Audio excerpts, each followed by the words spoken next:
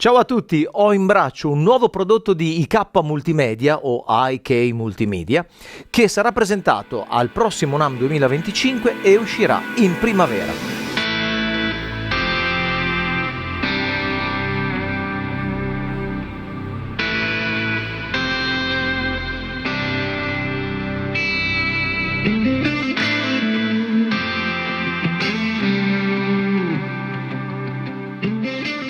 Eccolo qua, Tonex Cab. Avrà la possibilità di 3 diverse colorazioni della griglia anteriore, nera, gold o silver. Io ho le prime 2 proprio perché è un prototipo. Ma che cos'è Tonex Cab? Allora, tra poco in questo video, se avrai un po' di pazienza, ti spiegherò un pochino più nel dettaglio. Non si tratta di un video di istruzioni, ma sappi che si tratta di una cassa full range specificamente studiata per il monitoraggio, ma non solo, e lo vedremo tra poco, della chitarra elettrica, anche se devo dirti che dopo un po' di esperimenti suona molto bene anche utilizzando dei profili o dei modeling per chitarra acustica, suona molto bene, quindi sono certo che avrà uno sviluppo anche in tal senso.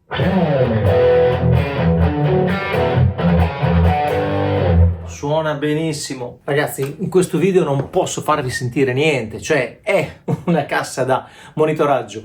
Sarebbe come fare un video e far sentire come suona bene un paio di cuffie.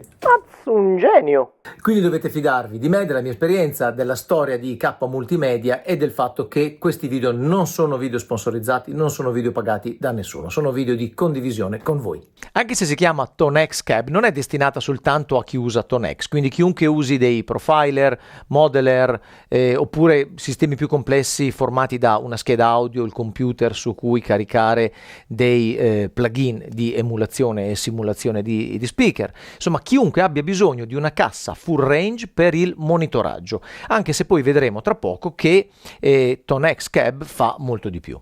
Come vi ho detto, questo è ancora un prototipo, ma quando andrà in produzione sono certo che il mio rig si arricchirà di 2 Tonex Cab per monitorare il mio suono in stereo, anche quando utilizzo il rack, quello che avete visto anche altre volte essere più complesso, formato da testata, una serie di testate, speaker emulation, switching, 2290, H9000, l'Eclipse, una serie di queste cose. Tra l'altro il peso è decisamente contenuto perché pesa intorno agli 11 kg, quindi non si tratta nemmeno di spaccarsi la schiena per portarsi 2 ampli.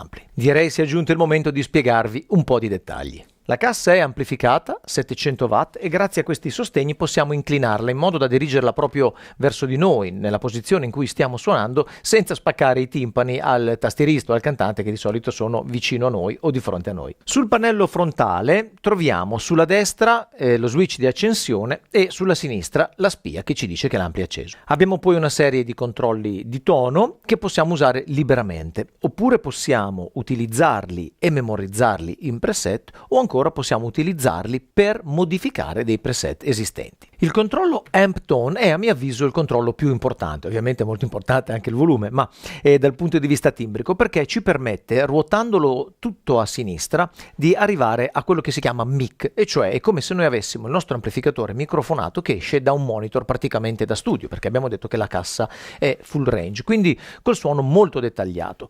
Se poi andiamo a ruotare verso destra, arriviamo sull'impostazione live, che richiama molto di più invece al suono di un amplificatore. Quindi cosa succede al suono? Diventa un pochino più medioso, nel senso bello del termine, chi mi conosce sa quanto io parli bene delle medie, leggermente più morbido sulle acute, e andiamo a perdere un pochino sotto i bassi per guadagnare in definizione e pulizia sul palco, ma così come in sala prove è molto importante avere sempre un suono bello leggibile e intellegibile all'interno di una band. Ecco, nella modalità live anche la funzionalità del tweeter scende un pochino e il suono è un pochino più presente sulla parte media. I controlli di bassi, medi e acuti insieme appunto a Amp Tone sono secondo me utilissimi. Voglio farti un esempio. Immaginiamo di utilizzare Tonex, che quindi sappiamo che lavora su dei preset, il pedale, e ci troviamo a suonare in un locale in cui il palco è in legno e ha un po' di risonanze, oppure in una sala prove dove c'è un pochino di rimbombo, dai, chiamiamolo così.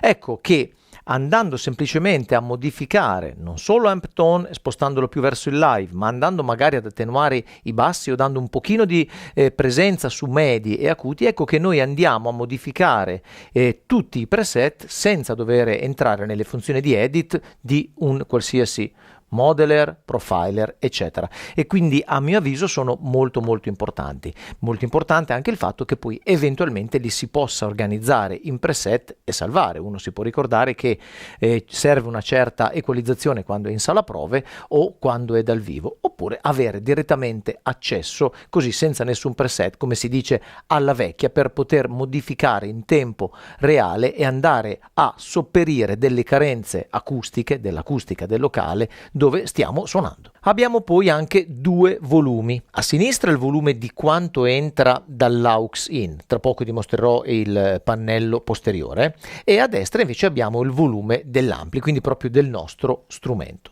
Il controllo preset ci permette di navigare attraverso i preset. Un genio! E questi preset potranno contenere anche degli IR o IR.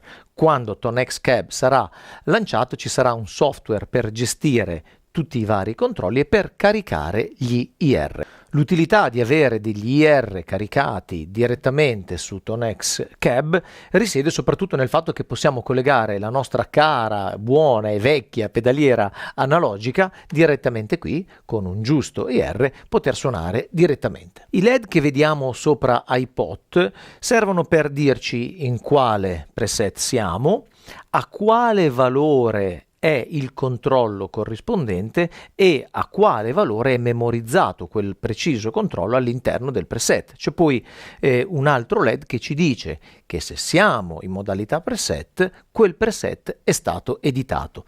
Ho già detto che questo non è un video di istruzioni, però sono informazioni che mi sembrano comunque importanti da sapere prima di poter magari affrontare una spesa per un prodotto di questo tipo. In realtà c'è qualcosa che posso farti sentire, cioè come suona il circuito prendendo l'uscita bilanciata post. Questi sono i bassi. Abbiamo un ampio range di lavoro, ecco le medie. I LED ci dicono sempre la posizione del pot, com'è poi nel preset. Gli acuti. Ed ecco l'amp tone. Così è più ampli, dall'altra parte più ampli microfonato full range. Ora li modifico e vado a memorizzare un preset. Vado a memorizzare tutte le posizioni. Ora sconvolgo, diventa tremendo il suono. Memorizzo. Questa volta mi sposto al 2, salvo e passo dall'1 al 2. Ogni volta che tocco un pot mi dice a che livello è salvato nel preset. Prima di passare al retro ti ricordo che quando uscirà sarà disponibile in 3 colorazioni, black, gold e ci sarà anche il silver. Io qui non ce l'ho, ovviamente, nero, dorato e argentato. Sul retro abbiamo il collegamento alla rete elettrica protetto da fusibile, l'USB che servirà in futuro per upgrade firmware e la connessione con l'app.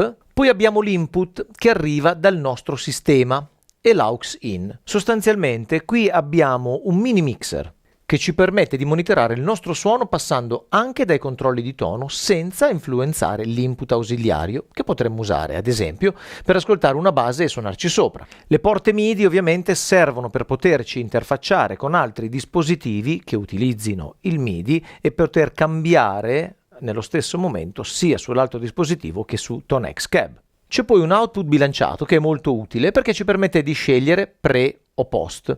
Quindi se impostato in pre sarà una copia dell'input ma già bilanciata e ci servirà per andare alla stage box. Se invece scegliamo post invieremo anche il suono modificato dai controlli, o dagli IR caricati. Ecco, come vedi questa unità non è dotata di barcode o serial number e tutte le varie certificazioni perché è un prototipo. Questa è la zona che verrà utilizzata per queste info. Ed eccoci qua, quello che vi volevo raccontare riguardo Tonex Cab ve l'ho raccontato. Vi avevo già detto che non sarebbe stato né un video di istruzioni né un video in cui farvi ascoltare come suona la cassa, poiché dovreste essere qui con me, essendo una cassa di monitoraggio. Vi ricordo anche che uscirà il software di gestione di tutto il sistema audio. Io vi invito a iscrivervi al canale, a mettere il mi piace e, se vi va, condividere questo video sulle vostre pagine social. Ciao, a presto!